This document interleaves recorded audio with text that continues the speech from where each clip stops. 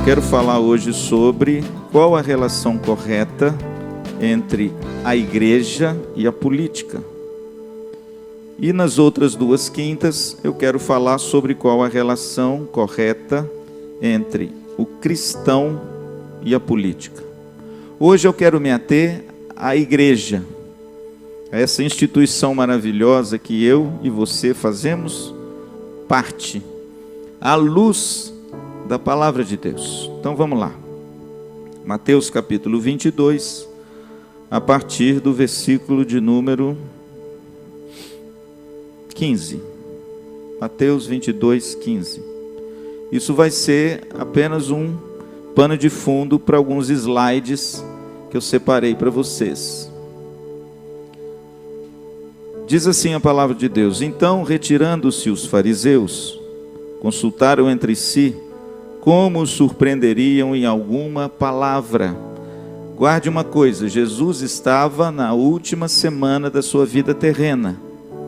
Ele já estava em Jerusalém, a perseguição já se agigantava, e de todas as maneiras os fariseus queriam capciosamente pegar Jesus em alguma resposta errada. Para quê, pastor?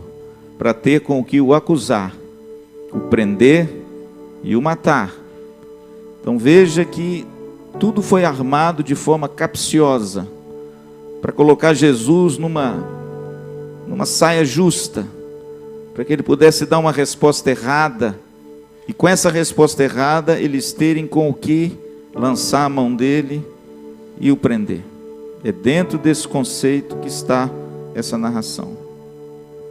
Versículo 16: e enviaram-lhe discípulos juntamente com os herodianos para dizer-lhe: mestre, sabemos que é verdadeiro e que ensinas o caminho de Deus de acordo com a verdade. Isso tudo é bajulação, irmãos. Tudo é bajulação. Os herodianos com os discípulos dos fariseus odiavam Jesus. Isso tudo é bajulação. Isso tudo é para levar Jesus a dar uma resposta, para de repente ir de encontro ao que eles esperavam. Bajuladores tem em todo lugar, viu?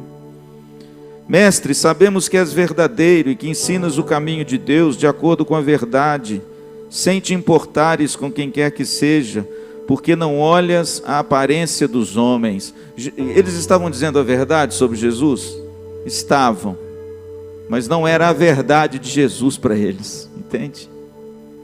Eles apenas quiseram bajular Jesus. Versículo 17: dize-nos, pois, que te parece? É lícito pagar tributo a César ou não? Essa pergunta, irmãos, era uma pergunta difícil no tempo. Por quê? Porque vocês sabem que nesse tempo a Palestina estava sob o poderio do Império Romano. E o Império Romano, para manter todo o staff em todo o mundo conhecido do seu poderio, eles pegavam e extorquiam pesados impostos.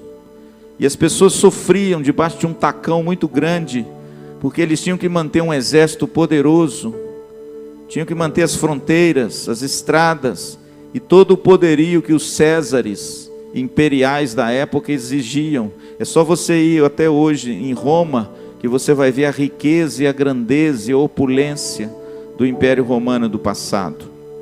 E isso a custo de um pesado imposto, tributo alto, que eles cobravam das nações onde eles dominavam e colocavam lá os seus fantoches para servir os interesses de Roma. Herodes era um rei fantoche, colocado lá por Roma para servir aos interesses romanos. Então eles lançaram uma pergunta a Jesus. Por quê? Porque o judeu comum odiava a pagar esse imposto alto para Roma, porque eles, em contrapartida, eles recebiam muito pouca coisa, eram miseráveis, eram pobres, e viviam debaixo de um tacão forte do Império Romano. Dependendo da resposta de Jesus, Jesus seria odiado pelo povo, ou Jesus seria preso, conforme a resposta, pelo Império Romano. Então veja, irmãos, que eles fazem uma pergunta para Jesus, que é a típica saia justa. Se ele dizer que é lícito pagar, os judeus vão ficar com ódio dele. Se ele disser que não é lícito, os romanos vão prendê-lo, porque se você não pagasse o seu imposto, você seria preso e torturado. Então veja, querido, que eles queriam colocar Jesus numa situação conflituosa com as autoridades romanas e com as autoridades do povo judeu. Verso 18: Jesus, porém, conhecendo-lhes a malícia, respondeu-lhe: por que me experimentais, hipócritas? E Jesus aí faz um pedido. Versículo 19: mostrai-me a moeda do tributo. Trouxeram-lhe 1 denário. Veja que para Jesus responder a pergunta, primeiro ele faz um pedido. Qual é o pedido? Me dê uma moeda. E me dê uma moeda de 1 denário. E o texto diz que eles trouxeram 1 denário. E Jesus agora faz uma pergunta, verso 20. E ele lhes perguntou: de quem é essa éfige e inscrição? A palavra éfige é a palavra imagem. De quem é esta imagem e esta inscrição? Porque todo governante do passado, quando ele governava sobre uma região, ele cunhava as moedas com a sua face, com o seu rosto. Para quê, pastor? Para mostrar o seu poderio, a sua influência, o seu poder, o seu domínio. E a moeda era cunhada com a imagem desse soberano que conquistasse as terras onde ele as dominava. E o interessante é que todos sabiam de quem era a imagem do denário. E Jesus então, ele diz: olha, me dê uma moeda de 1 denário. E quando Jesus recebe essa moeda, ele pega a moeda e talvez, o texto não diz, mas eu acho que aconteceu isso. Ele deve ter mostrado o pessoal e disse assim: olha, de quem é essa imagem? A resposta só poderia ser uma, não teria outra resposta. O texto diz, verso 20: de quem é essa éfige, imagem e inscrição? Verso 21, responderam: é claro, é de César. E aí, irmãos, Jesus vem com a resposta que é só Jesus que pode dar. Quando eu leio esse texto, e você já conhece esse texto, o pastor Luciano mesmo já falou sobre ele aqui. Esse texto é um daqueles textos assim que comprovam que Jesus é Deus. Porque ninguém conseguiria se safar de uma situação dessa com tamanha sabedoria. Eu fico pensando que esse texto, irmãos, é um texto mais ou menos paralelo daquele texto da mulher pega em adultério em João 8. Quiseram pegar Jesus também de saia justa e disseram assim: olha, na lei de Moisés, essa mulher deve ser apedrejada. O que tu dizes? Não tinha jeito, irmão, de sair daquilo não. Se ele dissesse que ela deveria ser apedrejada, aquele mestre do amor e da graça, aos olhos de tantas pessoas, seria alguém cruel e que veio trazer o juízo. Se ele dissesse que não, ele estava negando o quê? A palavra de Deus. E ele não podia fazer isso.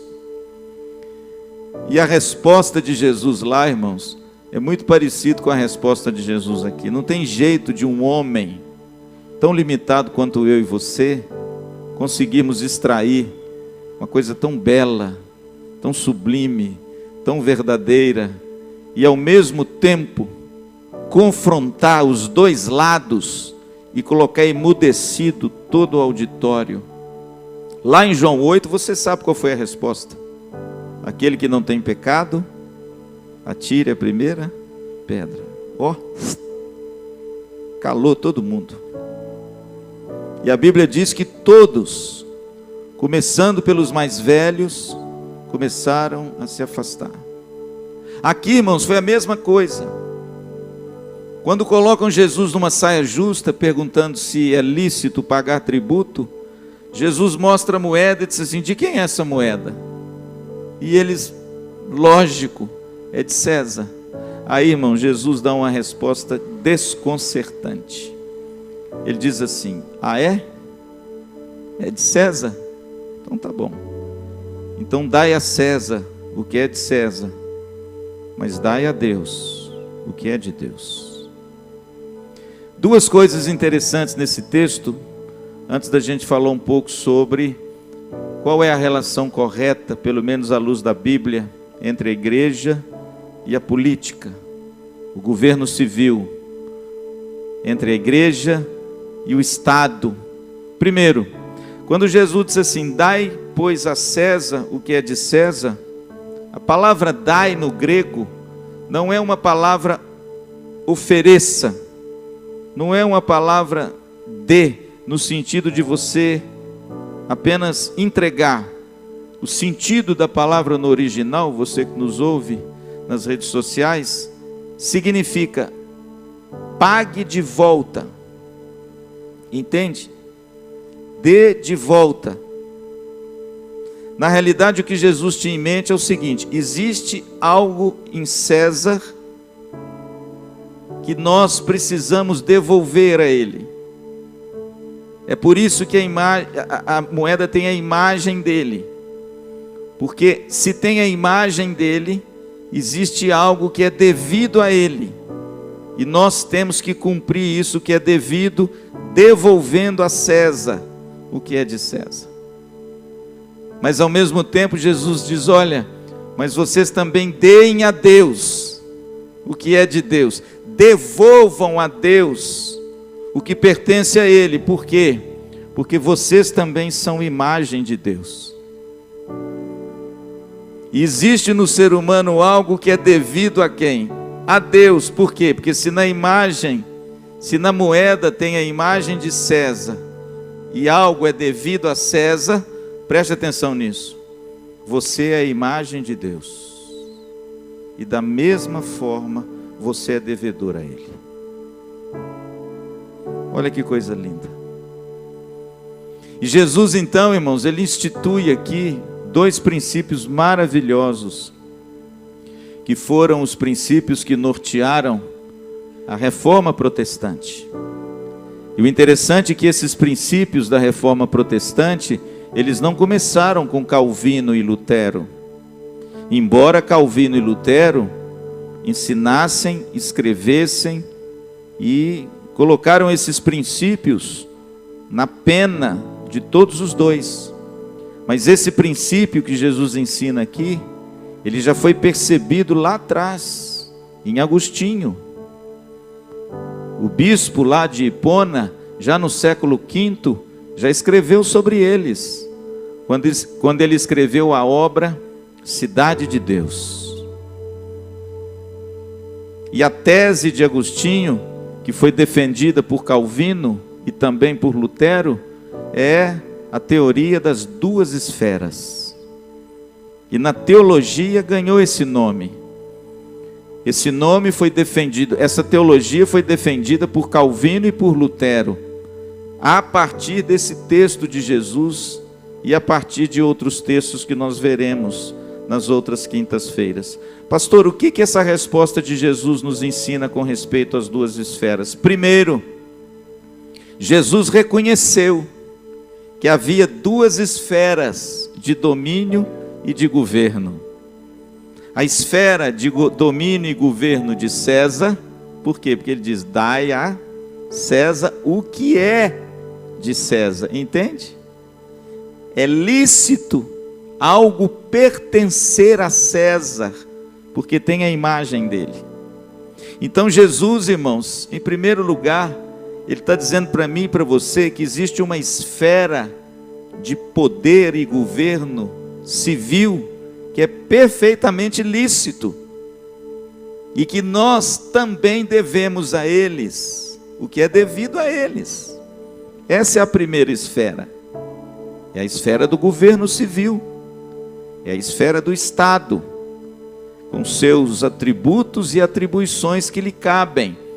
Jesus disse: olha, dê a César o que é de César. Então realmente existe um governo civil, uma esfera do Estado, que nós, como cidadãos, somos devedores e devemos dar de volta. Mas Jesus também reconheceu uma outra esfera, que Calvino chamou de esfera espiritual. É a esfera das coisas de Deus. Jesus reconheceu que existe essa esfera espiritual, e essa esfera espiritual tem a ver com o povo dele e com a sua igreja, de oferecer a ele, porque nós trazemos a sua imagem, algo que lhe é devido. Calvino escreveu sobre isso, Lutero também. Então, irmãos, a primeira coisa que nós aprendemos disso é que as duas esferas, a esfera do governo civil e a esfera da igreja, daquilo que é espiritual e daquilo que busca alcançar os homens para que eles possam devolver a Deus o que pertence a Deus, aos olhos de Jesus, é perfeitamente lícito. Essa é a teoria das duas esferas. Existe uma esfera que tem a ver com o mandato cultural, ou seja, a ordem de Deus sobre o homem de gerir a sociedade, administrar a sociedade, promulgar leis para que a sociedade viva em harmonia, em paz, com respeito, com dignidade.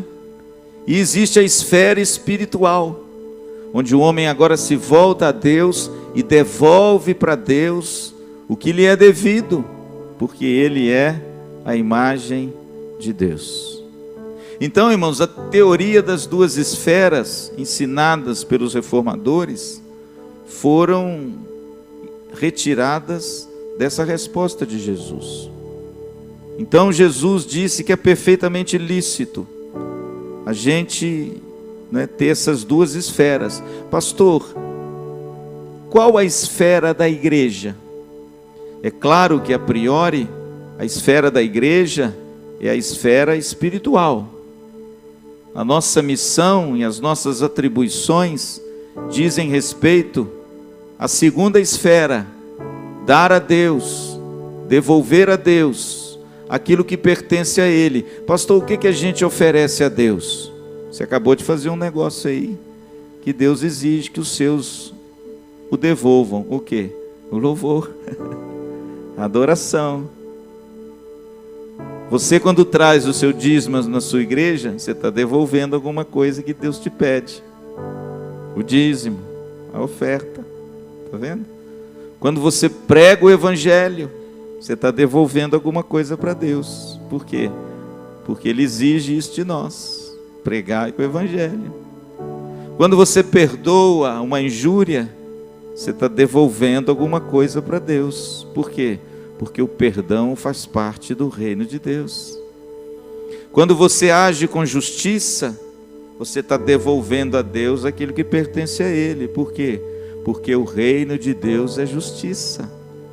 Quando você entra num litígio e é um promotor da paz, você está devolvendo a Deus aquilo que pertence a Ele. Por quê? Porque o reino de Deus é paz, alegria no Espírito Santo.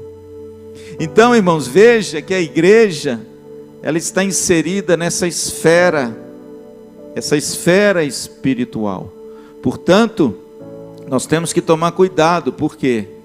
Porque, como nós veremos agora, a grande confusão dos nossos dias é que a relação entre a igreja e o Estado é uma relação truncada, é uma relação que muitas vezes nos oferece algumas visões, que não é aquilo que a Bíblia preceitua. A esfera do Estado, ela tem algumas atribuições que pertencem a ela. Nós veremos na próxima quinta-feira.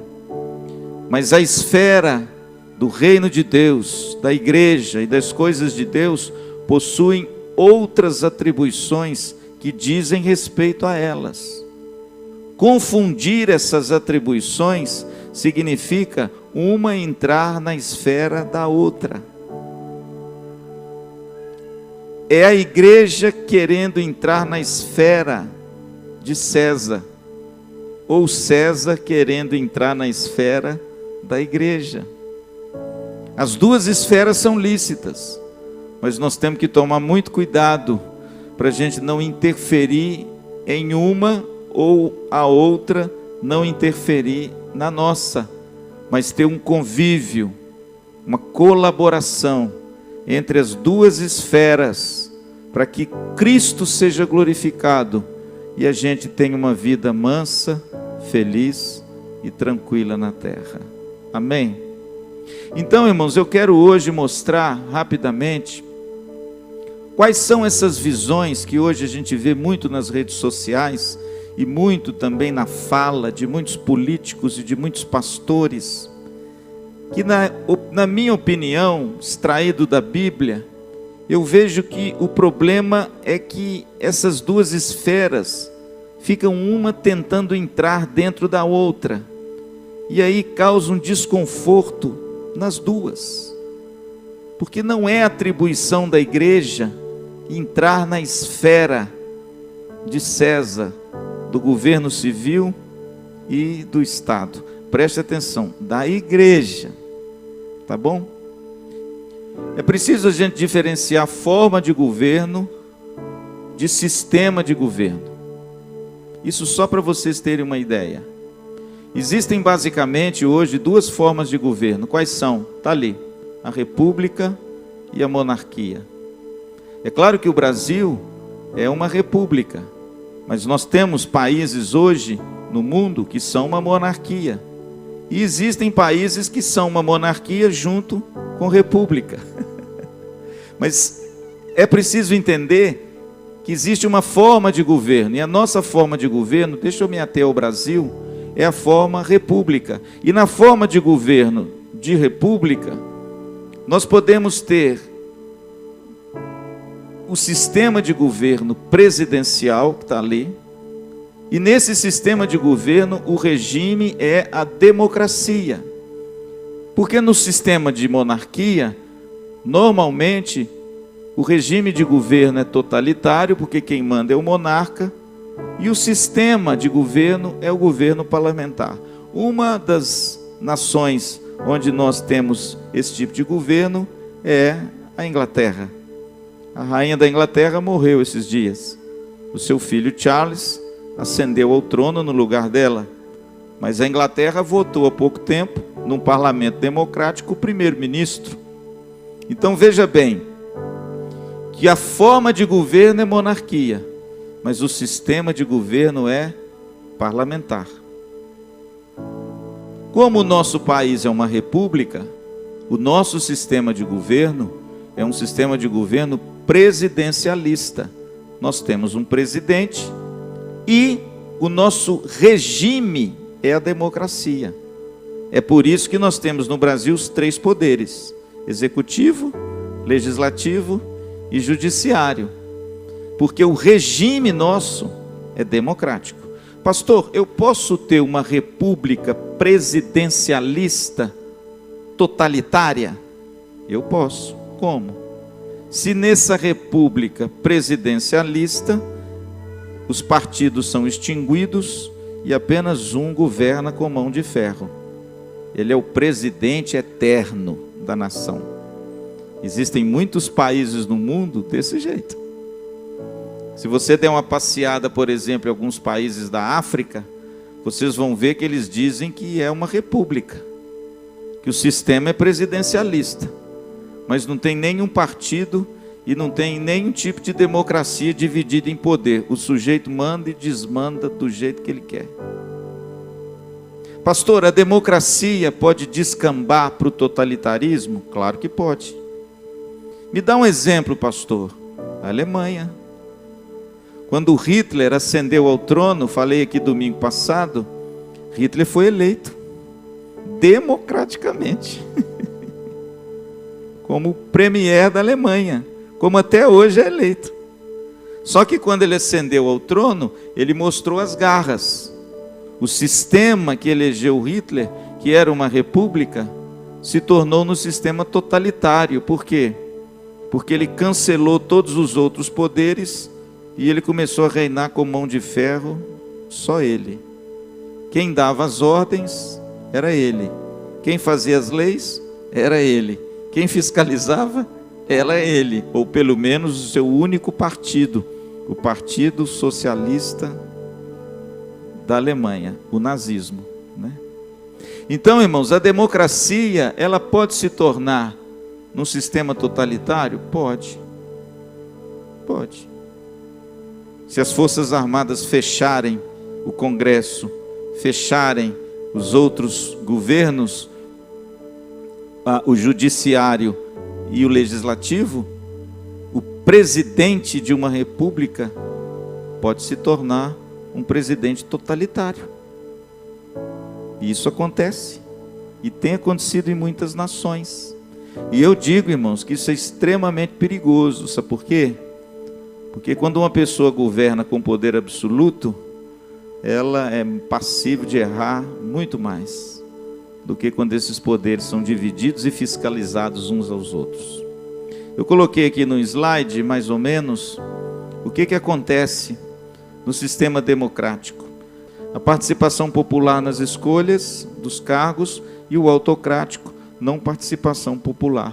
Em outras palavras, pastor, o presidencialismo da república pode se tornar um governo totalitário, autocrático? Pode. Pode. Deixa eu dar um exemplo no nosso país. Às vezes você fica pensando, já tem que ter um golpe de Estado, a Força Armada tem que intervir, tem que fazer isso, tem que fazer aquilo. E às vezes muita gente pensa sobre isso, porque acha que a situação às vezes está difícil, a coisa está meio descambada, né? Na realidade, irmãos, nós temos que tomar muito cuidado com isso. Sabe por quê? Porque ao longo da história, todas as vezes que isso aconteceu, a nação piorou. Porque o governo totalitário, ele quase sempre depois, ele descamba para a corrupção, ele descamba para a falta de fiscalização, e quem sofre mais com isso é o povo. Nós vamos ver na nossa terceira palestra que a solução para isso é uma só: é a educação e a consciência da população, para que saiba votar de forma consciente. Essa é a solução. Mas nós vamos ver isso lá na frente. Pastor, quais são as 5 visões equivocadas da relação entre o Estado e a política? O que nós não devemos fazer? O que nós não devemos incentivar? O que nós não devemos aplaudir? Porque são visões equivocadas baseado nas 2 esferas que Jesus deixou muito claro que existe e que nós somos devedores, ou a esfera do governo, ou a esfera espiritual do nosso Deus. Qual é essa relação errada que a gente precisa evitar? Primeira relação equivocada entre a igreja e o Estado é que o Estado deve impor a religião. Essa é uma visão errada. O Estado, irmãos, não tem o direito de invadir a esfera espiritual. As atribuições do Estado são diferentes das atribuições da esfera espiritual. O Estado não pode, não deve impor a religião, seja ela qual for, a ninguém. Por quê? Porque a fé é algo particular, que tem a ver com a consciência da pessoa, e não pertence à esfera do Estado e nem do governo civil. E quando o Estado, ele impõe uma religião, ele está entrando numa esfera que não é a dele, uma atribuição que não é a dele. Já disse que Jesus deixou muito claro: dai a César o que é de César, dai a Deus o que é de Deus. Não confunda e não tente impor nenhum tipo de religião à população, porque isso, à luz da Bíblia, é um erro e um equívoco, não é? Essa é a primeira visão equivocada. Agora preste atenção numa coisa: isso não quer dizer que o nosso presidente, seja ele quem for, não possa ser um cristão, entende? É claro que se o nosso país fosse governado por um homem temente a Deus, seria uma grande bênção, porque ele traria com ele princípios e valores éticos e morais da palavra de Deus. Mas pense no Estado e nas leis impondo ao cidadão uma religião. Então, queridos, isso não pode e não deve acontecer. É o Estado exigir ou invadir uma esfera que não é a dele. A segunda visão equivocada da relação entre a igreja e o Estado é o inverso. É que o Estado ou o governo deve excluir a religião. É o inverso. Também é equivocado e errado. O governo não pode perseguir a fé. Se o governo persegue a fé, ele está entrando numa esfera que não é a dele. Então, irmãos, quando a gente vê algum candidato, alguma pessoa, alguém que vai fazer parte do governo civil atacando a fé, seja de quem quer que seja, ele está extrapolando as atribuições que Deus deu a ele como governante civil. Então, irmãos, veja que isso é uma visão equivocada, é uma visão errada. É errada porque desconsidera que o homem é um ser essencialmente religioso. Calvino falou sobre isso. Calvino disse que o homem tem nele um sensus divinitatis. O que é isso? Um senso de Deus. Há algo no homem que anela por algo acima dele. Há algo no homem que busca algo superior a ele. E esse algo superior, nós, pela graça de Deus, conhecemos o que é. Foi revelado a nós. A pessoa bendita de Jesus e a sua palavra. Mas, irmãos, é muito equivocado o Estado que visa excluir a religião. Por quê? Porque a esfera espiritual é uma grande aliada da sociedade. Em que sentido, pastor? Qual é o governo que não quer ter uma população pautada em fundamentos éticos, princípios do bem e do mal? Pessoas que têm suas vidas fundamentadas naquilo que é moralmente correto, naquilo que é certo, naquilo que é respeitável, naquilo que é justo, naquilo que é santo. Qualquer governo, querido, precisa, sabe de quê? De uma ética e de uma moral elevada, para ser um governo que dê ao povo respeito e dignidade. Qual é o governo que não quer isso? E quem oferece isso para o coração do homem? A palavra de Deus, os valores de Deus. Então, irmãos, é uma visão muito equivocada quando o governo visa excluir a religião. Por exemplo, o pastor Luciano visitou Moscou no ano de 2015, eu acho que foi 2015, não me lembro bem. Eu passei 21 dias em Moscou e eu fiquei maravilhado, sabe por quê? Porque a União Soviética era a cortina de ferro comunista. Perseguiram duramente as igrejas. O Estado se tornou um Estado ateu. E lá, irmãos, quando eu estive em Moscou, tinham igrejas, eu podia pregar o evangelho, fizemos evangelismo nas praças. Isso algum tempo atrás era inadmissível. Por quê?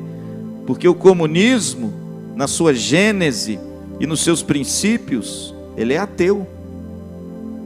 Ele persegue a religião. E aí acontece um negócio interessante. O comunismo perseguindo a religião e o comunismo excluindo a religião do povo, ao invés de trazer desenvolvimento para o povo, ele traz amargura, dor, lamento, tristeza, atraso. Por quê? Porque existem princípios e valores que a religião prega e a religião defende, que promovem um profundo bem-estar nos relacionamentos, na família e de repente em toda a sociedade. Países comunistas que baniram a fé foram países, irmãos, que sofreram profundamente. E quando eles acordaram, eles começaram lentamente a abrir de novo as igrejas, porque eles entenderam que sem elas o povo sofria de amargura, de tristeza e de dor, porque não tinha mais a chama daqueles princípios que a religião traz e que é tão importante para a minha vida e para a sua vida. Eu fico me lembrando, irmãos, por exemplo, de Joseph Stalin, um déspota que queimou igrejas e matou os cristãos na União Soviética. Eu fico pensando, irmãos, em Mao Tse Tung, que implantou o comunismo na China, e até hoje a China é um país fechado para o evangelho e fechado para a religião, onde as igrejas que crescem na China são as igrejas subterrâneas, aquelas igrejas que vivem amedrontadas, porque se o governo pega, o governo prende os cristãos. Então, irmãos, essa é a segunda visão, muito equivocada, que a gente não pode, entendeu? Nem sequer de longe compactuar com isso. Nem impor a religião, o Estado não pode, nem excluir a religião. Outra coisa, vocês ouvem muito dizer que o Estado é laico. Quem já ouviu isso? Ah, pastor, nós vivemos no Estado laico. Graças a Deus que ele é laico. O Estado laico não significa que o Estado é ateu. Agora, tem muita gente, irmãos, aí que confunde isso. O Estado laico não significa que você não pode proclamar princípios éticos da palavra de Deus. O Estado laico significa que o Estado não defende nem impõe nenhuma religião sobre as outras. Entende? É isso que significa o Estado laico. E graças a Deus, irmãos, que o Brasil, pelo menos na sua Constituição, ele é um Estado laico. Um Estado que não impõe uma religião ao seu cidadão e obriga-o a ter uma religião. Não. Religião é coisa de consciência. Cada um tem a liberdade de escolher a sua fé. Entende? Isso é que significa o Estado laico. Mas aí, irmãos, vem essa confusão que nós estamos vendo aí, e de repente agora, as pessoas não podem falar mais nada com respeito a valores e princípios da palavra de Deus, porque o sujeito fala assim, não, o Estado é laico. Porque ele é laico, é que você pode falar. Entendeu, Cíntia?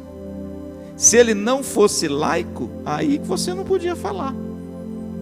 Se ele impõe e defende uma determinada religião, o Estado deixa de ser laico. Mas porque ele não impõe, ele é laico. E louvado seja Deus, sabe por quê? Porque você tem liberdade para falar. Isso é uma bênção, irmãos. E nós temos que tomar cuidado para não pensar que o Estado laico, ele significa o Estado ateu. Então essa é a segunda visão equivocada da relação entre a igreja e o Estado. O Estado não pode impor a religião, porque isso não é da esfera dele. E o Estado também não pode excluir a religião, porque isso também não é da esfera dele. As duas esferas têm que coexistirem para o bem comum do homem e da sociedade. Pastor, qual é a terceira visão equivocada da relação entre o Estado e a igreja? A terceira visão, irmãos, equivocada é a de que todos os governos são perversos e demoníacos. Nós temos que tomar cuidado, sabe por quê? Porque essa visão equivocada, ela provém de um misticismo, de algo espúrio, de algo que contraria frontalmente a palavra de Deus e de uma interpretação completamente equivocada da palavra de Deus. A Bíblia, irmãos, ela ensina o contrário disso. Nós vamos ver aqui semana que vem, há um texto nas Escrituras do apóstolo Paulo, onde ele fala que o governo civil foi instituído por Deus. Então nós temos que tomar cuidado quando a gente demoniza as coisas. Tem muita gente, irmãos, dentro das nossas igrejas, abraçando um misticismo espúrio, demonizando aquilo que a Bíblia não demoniza, colocando o diabo por trás das pessoas, porque às vezes as pessoas não comungam da mesma fé que nós. Nós temos que tomar cuidado, irmão, para não deixar esse tipo de misticismo entrar na nossa vida, e a gente de repente achar que tudo que é do governo é do diabo. Não, irmãos. Sabe por que o apóstolo Paulo fala lá em Romanos 13, que nós vamos estudar aqui? Que os governantes são ministros de Deus, ao nosso favor, ministros de Deus. Eu brinquei aqui na escola dominical domingo passado. Eu disse o seguinte: o pastor Luciano, quando formou no seminário, lá em 1998, o pastor Luciano foi ordenado num presbitério. Impuseram as mãos sobre mim, passei por uma longa sabatina. Todos os seminaristas passam por isso na IPB. São avaliados, pregam sermão de prova, faz exegese, faz monografia, 4 anos de seminário, igreja, trabalho na igreja, responde a sabatina, tem um convite, e aí você é ordenado por um presbitério. Quando o pastor Luciano é ordenado, ele é um ministro de Deus, ele é um pastor para cuidar da esfera. O mesmo acontece com o prefeito, o mesmo acontece com o deputado, o mesmo acontece com o juiz, o mesmo acontece com o presidente da república. Sabe o que o apóstolo Paulo diz que eles são? Ministros de Deus, ao nosso favor. Por quê? Porque Deus criou tanto a esfera pública quanto a esfera espiritual, e todas as duas autoridades dessas esferas são ministros de Deus. O pastor Luciano é ministro de Deus para cuidar da igreja. O prefeito de Maringá, não estou falando do caráter, do partido, nada. Estou falando da autoridade do cargo delegado a ele por Deus. É um ministro de Deus. Para cuidar de quem? Da esfera do governo. Então, querido, cuidado quando de repente a gente demoniza as pessoas, porque a gente não vai com a cara dela, com o que ela pensa, com o partido que ela é, ou com alguma atitude que ela faz. A Bíblia diz que toda autoridade procede de Deus, viu? Essa é uma visão equivocada. Cuidado para você não pensar que tudo é teoria da conspiração, e não pensar que tudo nessa vida está conspirando demoniacamente para destruir a igreja. Cuidado, querido, porque à luz da Bíblia, eles também são ministros de Deus. Por isso que nós vamos ver semana que vem qual deve ser a relação do cristão com o governo civil. Então, irmãos, essa é a terceira visão equivocada. As autoridades são ministros de Deus. Agora, se elas vão exercer bem ou mal, aí é problema delas. Assim como o pastor Luciano, não é verdade? Quantos pastores escorregam por aí? Não é, Nelis? Quantos pastores fazem coisas que não devem? Você demoniza esses pastores por isso? Mas é engraçado, quando uma autoridade faz alguma coisa, muitas vezes a gente demoniza, né? Isso é do diabo, isso é coisa de Satanás. Cuidado, querido, porque a Bíblia diz que tanto a esfera do governo civil quanto a esfera espiritual da igreja foram instituídas por Deus.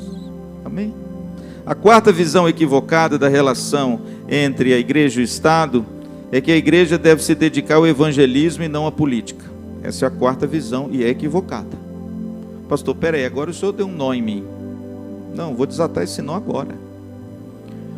A visão equivocada é que a igreja tem que cuidar do evangelismo, de só pregar o evangelho e alcançar o homem para Jesus, e não pode se dedicar à política. É equivocada por quê? Porque nós devemos pregar o evangelho todo ao homem todo. É isso que a Bíblia diz. E o evangelho todo, ele está incluído na sua pregação o quê? A justiça social, o combate à corrupção, a denúncia do mal, a denúncia da violência, da corrupção, da opressão, do ódio, dentre tantas outras coisas que também está no escopo da pregação do evangelho: a santificação, a honestidade, a integridade. Isso tudo faz parte, irmãos, da pregação do evangelho.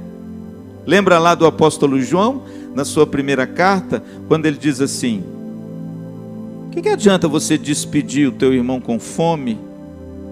Será que o amor de Deus está em você? O que é isso? É o evangelho. Que evangelho? Social.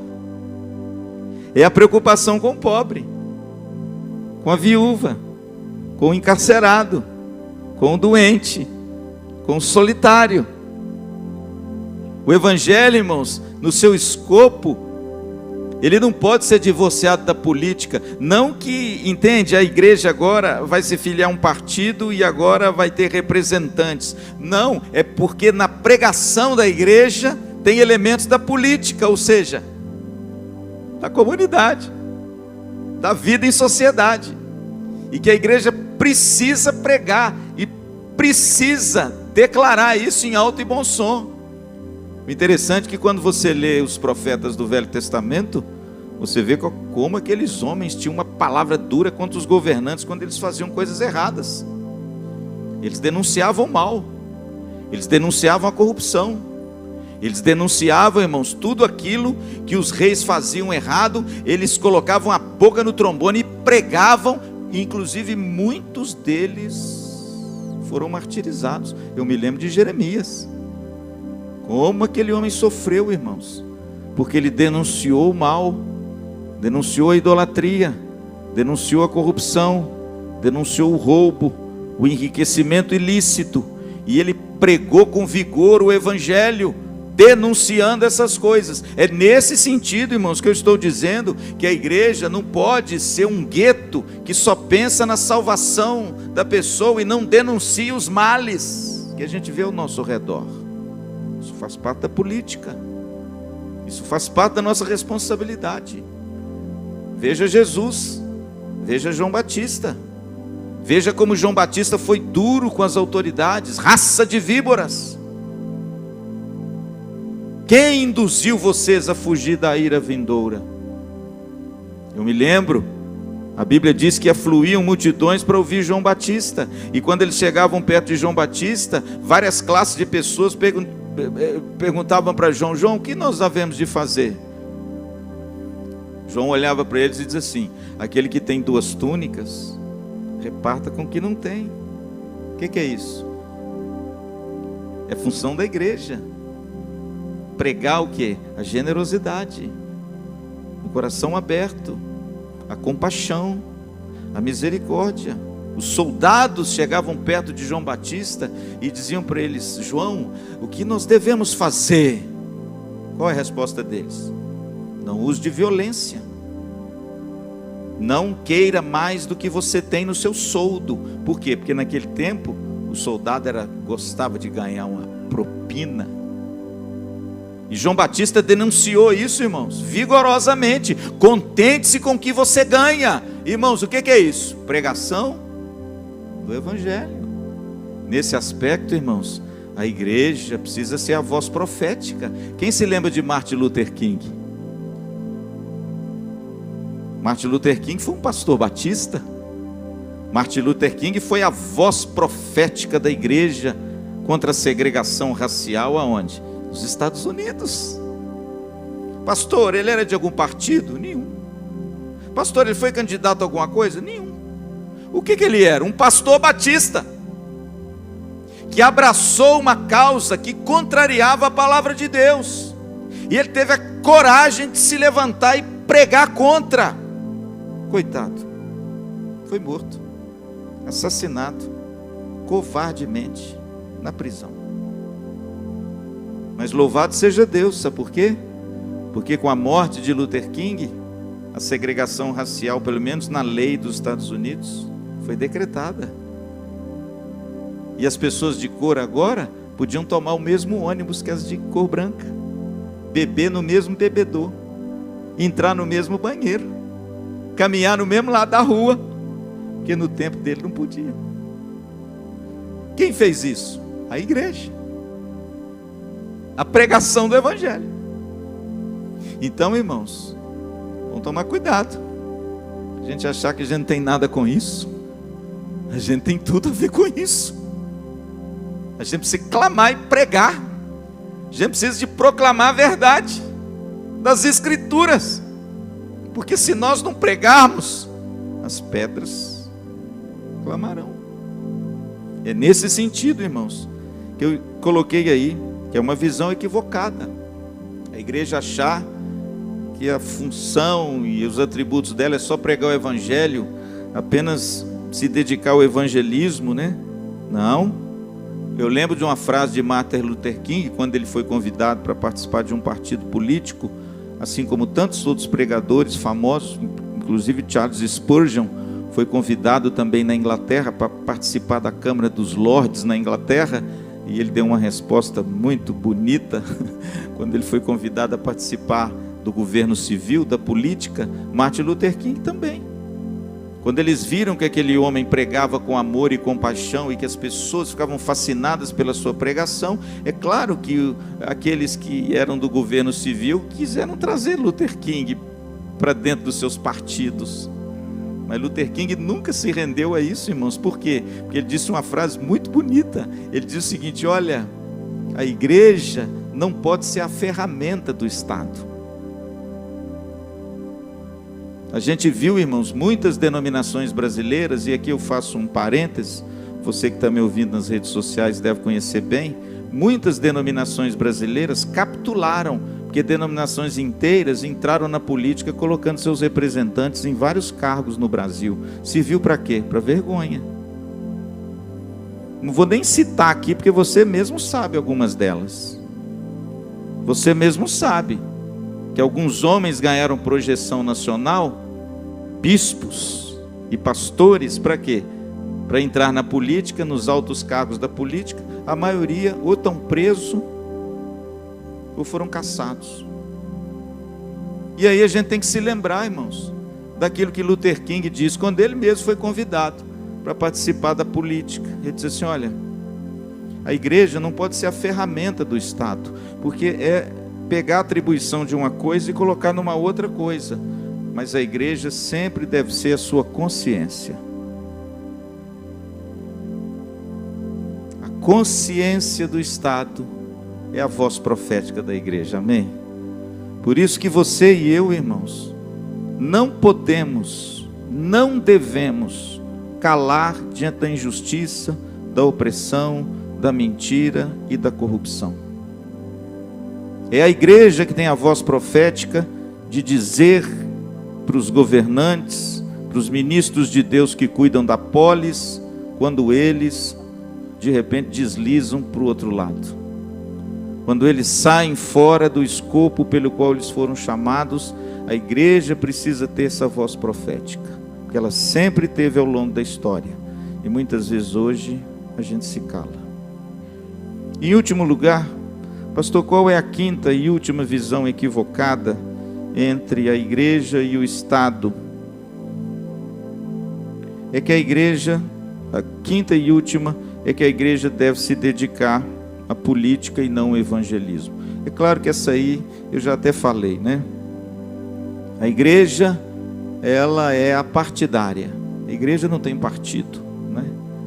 Se a igreja tem um partido, o partido da igreja é Jesus Cristo, né? Agora preste atenção numa coisa: a igreja, ela é apartidária, mas ela não é apolítica, entende? E política não no sentido de ter cargos ou de ser filiada, no sentido de ser a consciência de princípios e valores que a palavra de Deus defende do nosso Deus e que a gente precisa pregar e falar à consciência desses homens. O interessante é que é uma visão equivocada também porque falei aqui domingo no nosso estudo. O governo civil, ele promove as leis. O governo civil, cabe a ele promulgar as leis. Cabe ao governo civil executar a lei. Cabe ao governo civil punir quando a gente ultrapassa a lei. Pastor, por quê? Porque cabe ao governo civil represar o mal. Eu fico imaginando, irmão, se não tivesse lei e polícia nas ruas. Eu fico imaginando se a sociedade fosse uma sociedade livre para fazer o que quiser. Seria uma grande anarquia. E anarquia não é de Deus, viu, irmãos? Porque a Bíblia diz que Deus é um Deus de ordem. Eu fico imaginando, irmãos, se o governo civil dado por Deus não tivesse essa atribuição maravilhosa de represar o mal e de punir o mal. É função do governo, é função do Estado, policial armado. É função do Estado combater o mal, entrar nas favelas, prender os traficantes. É função do Estado, irmãos, usar a espada. Está lá em 1 Coríntios capítulo 13. É ministro de Deus. Mas preste atenção. Sabe por que a igreja não deve se dedicar apenas à política? Porque o governo civil e a política, ele tem a função de represar o mal. Mas a igreja tem algo muito mais glorioso. A pregação do evangelho pode vencer o mal. Amém? O apóstolo Paulo fala em Romanos 12: não te deixes vencer do mal, mas vence o mal com o bem. O interessante, irmãos, que o governo civil tenta fazer leis justas e punir a injustiça para represar o mal. Mas sabe quem vence o mal no coração do homem? Só Jesus. É por isso, irmãos, que essa visão é equivocada. E quando a igreja entra na esfera do governo civil e da política, ela começa a usar armas que só o evangelho tem. E tem de forma muito mais superior do que uma lei. A gente pode ter uma lei para impedir a gente de fazer alguma coisa. E por causa do medo da punição, a gente deixa até de fazer, não é? Mas se o evangelho entrar no nosso coração, a gente deixa de fazer em primeiro lugar, porque o Espírito Santo mudou a nossa inclinação. E a gente não faz agora por causa da glória de Deus, por causa da nossa consciência cativa a Cristo. E Ele inclina o meu coração para ter prazer na lei do Senhor. Portanto, irmãos, tem essas 5 visões equivocadas. E aí eu volto só para fazer uma breve retrospectiva. Primeira delas, pastor, qual as 5 visões equivocadas da relação da igreja e o Estado? Primeiro, o Estado não pode impor religião. Não é esfera dele. As atribuições do Estado é diferente das atribuições do governo de Deus através da igreja. Segundo, o Estado também não deve excluir a religião. Os governantes, pelo contrário, deviam se cercar de pessoas de bem, de pessoas que promovem o bem, através de uma ética e de uma moral para a glória do nome dele. Eu fiquei muito feliz, irmãos. Uma vez aconteceu um negócio aqui em Maringá que me encheu de alegria. Meu querido amigo Homero, Homero Marquesi, que é deputado estadual, ele mora em Curitiba, ele agora é deputado lá em Curitiba. E ele veio um final de semana aqui com todo o gabinete dele. E quando ele chegou aqui em Maringá, ele me ligou. Ele falou: pastor, a gente queria fazer uma visita ao senhor aí no seu gabinete. Eu falei: meu gabinete, Homero? Claro, pode vir na hora que você quiser. Aí ele veio, mas eu achei que ele vinha sozinho, né? Ele trouxe o gabinete inteiro dele para aqui, para o meu gabinete. Entrou aqui, A gente ficou a manhã inteira aqui. Ele deve ter chegado às 9 horas. Acho que ele saiu lá para as 11h30 do meu gabinete. Sentou-se ali na minha frente. E o interessante, irmãos, que eu achei tão bacana, sabe por quê? Porque quando ele sentou ali e começou a conversar, nós em hora nenhuma, nós falamos de política, de campanha, de partido, de se vai, se não vai, se ganha, se não ganha. A única coisa que ele queria saber é o seguinte: os valores éticos e morais da palavra de Deus, para que ele pudesse ser um deputado melhor. E eu por várias vezes abri a Bíblia e mostrei para ele vários textos da Bíblia. E de repente preguei para ele, falei com ele, debatemos ali, dei um livro a ele de presente. E lá para as 11h30 ele saiu do meu gabinete. E graças a Deus, eu acho que muita coisa do que eu falei com ele ficou na mente dele, porque como eu acompanho ele, ele de vez em quando cita muita coisa que eu disse para ele no meu gabinete. Sabe o que é isso, irmãos? Isso é um jovem sábio, sabe por quê? Ele está usando as duas esferas para o benefício do povo. O Estado, irmãos, não pode, não deve nem impor e nem excluir a religião, mas tem que usar um aliado poderoso, que é a Igreja de Jesus, para governar bem o povo de uma nação, de uma cidade, de um país. Amém? O terceiro equívoco, é claro, nenhum governo, irmãos, pior que ele seja, ele não pode ser taxado de um governo demoníaco. É claro que existem pessoas más. É claro que dentro do Estado tem pessoas mentirosas, corruptas, mas deixa eu te dizer uma coisa: não tem dentro da igreja, não? Será que é só lá que tem?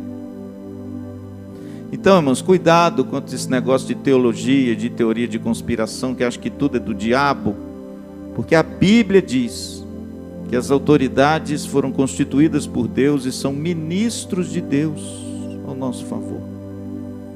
Então vamos colocar as coisas com calma, para a gente de repente não dar mau testemunho para as pessoas. Quarta coisa, a igreja não deve se dedicar apenas ao evangelismo. É claro que o evangelismo é o cartão de visita. A igreja tem que pregar o evangelho. A igreja tem que falar do amor de Deus. A igreja tem que demonstrar e falar sobre o pecado. Mas a pregação do evangelho, irmãos, vai mais além. Ela se preocupa com as ações sociais. Ela se preocupa com a verdade. Ela se preocupa com a mentira, com a corrupção. E nós temos, irmãos, temos a obrigação de denunciar o mal, de quem quer que seja, aonde quer que ele esteja. É função da igreja. E finalmente, a última visão equivocada é a igreja se envolver com política. Não existe nada pior do que isso, irmãos. O sujeito chama o candidato aqui e fala assim: olha, esse aqui é o nosso candidato. Irmãos, isso para mim é o fim. Vocês me perdoem. Isso é o fim. E graças a Deus, irmãos, que agora na reunião do Supremo Concílio em Cuiabá, a IPB, mais uma vez, nessa área da política, mais uma vez, ela referendou a posição que é dela. Qual? A igreja é a voz profética do Estado, mas a igreja não pode ser o Estado. Amém? Não pode ser, não deve ser. Pastor, qual a postura que a igreja tem que ter então em face ao Estado? Primeiro, ela tem que ser a voz profética do Estado. Ela tem que influenciar esse Estado. Ela tem que orar por esse Estado. Ela precisa salgar e iluminar o mundo. Esse é o nosso papel. O papel da igreja é de proclamar a verdade de Deus e a verdade toda, e combater a corrupção, a mentira, o mal.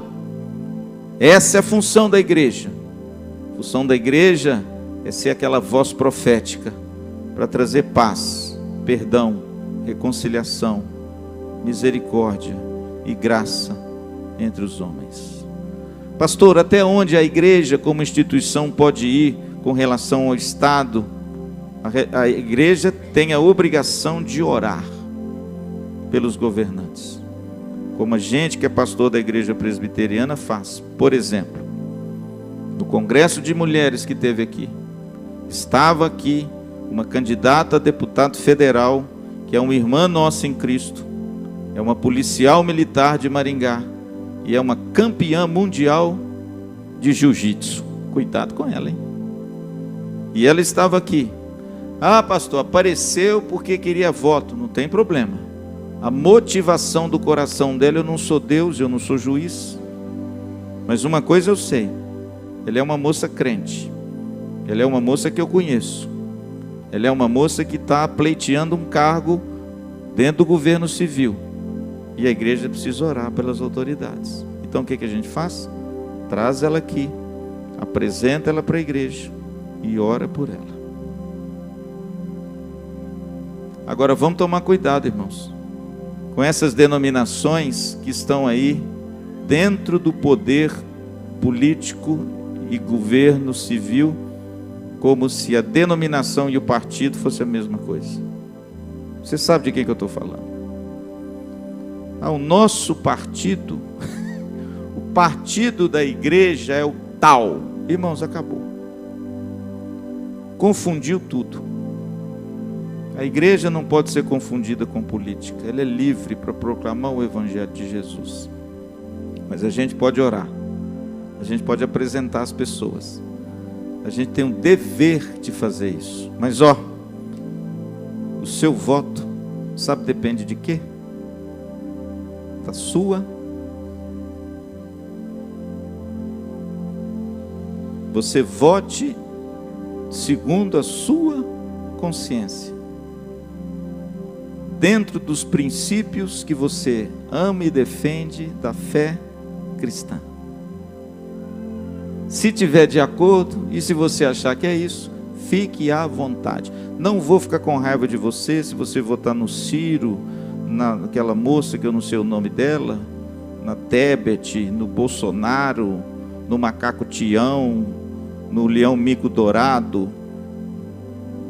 Com o pastor Luciano você não vai ter inimigo nenhum, sabe por quê? Porque a igreja não é partido. Você tem a liberdade de votar em quem você quiser, mas guarde bem isso, com a sua consciência cativa à palavra de Deus. Amém? Semana que vem nós vamos falar sobre qual é a relação entre o cristão e a política. Vamos estudar um pouco sobre ela. Vamos falar sobre o cristão e o voto. Vamos falar sobre o cristão e os candidatos. E vamos falar sobre como você faz um voto consciente num pleito qualquer que você tiver, desde presidente até síndico do seu prédio. Como você exerce com fidelidade essa consciência cativa à palavra de Deus para eleger qualquer pessoa num cargo de autoridade que Deus designar para ela. Amém? Tem alguém que tem alguma dúvida? Fiquei mal interpretado, sem perguntar em quem eu vou votar. Vamos lá, tem alguma dúvida? Guarde bem isso: igreja, instituição e corpo de Cristo, tá bom? Essa tem um chamado de Deus muito específico. Não vamos confundir as coisas, vamos continuar sendo o que somos, a igreja gloriosa de Jesus Cristo. Amém, querido? Pai querido, muito obrigado, porque a tua palavra e Jesus Cristo nos ensinaram grandes lições. O Senhor, quando devolveu aquela moeda, o Senhor validou o governo civil. O Senhor disse que existe o César e que existe algo que é de César, e esse algo nós também devemos obedecê-lo. Ajuda-nos a compreender que o governo civil, seja qual for a sua esfera, do executivo, legislativo, judiciário ou não, eles precisam ser obedecidos e, acima de tudo, há algo deles que nos é devido. Ajuda-nos também a compreender que, da mesma forma, nós devemos devolver algo para Deus, pois somos a tua imagem, Senhor. Ajuda-nos a sermos cidadãos dessas duas esferas e sermos fiéis a elas, a César e a Deus. Ajuda-nos a devolver, tanto um quanto o outro, aquilo que é devido, para a glória do nome de Jesus. E não permita, Senhor, que a tua igreja seja confundida com o partido político, que o púlpito seja um balcão de propaganda eleitoral, e que os pastores defendam e, acima de tudo, maculem a consciência das suas ovelhas, obrigando-os a votar em candidato que a igreja às vezes aponta. Livra-nos, ó Deus, disso. Que a nossa consciência seja livre para votar naquele que nós entendemos, que está dentro ou de acordo daqueles padrões bíblicos, da Tua palavra, que nós queremos para um governante da nossa nação. Ajuda a Tua igreja, Senhor, a ser voz profética, a denunciar o mal, a denunciar a corrupção, a pregar os valores eternos da Tua palavra, para que a gente viva numa sociedade fraterna, justa e feliz. Obrigado, Senhor, porque hoje temos liberdade para proclamar a nossa fé. Não somos perseguidos. Nós Te agradecemos por isso. E que o Senhor mantenha o nosso país assim, com liberdade, para a gente proclamar e viver a nossa fé. E agora, meus amados irmãos, ide em paz. Que a graça maravilhosa do nosso Senhor e Salvador Jesus, o amor de Deus, nosso Pai, a comunhão e a consolação do Espírito seja sobre a sua vida e sobre toda a igreja, espalhada sobre a face da terra, hoje e eternamente. Amém.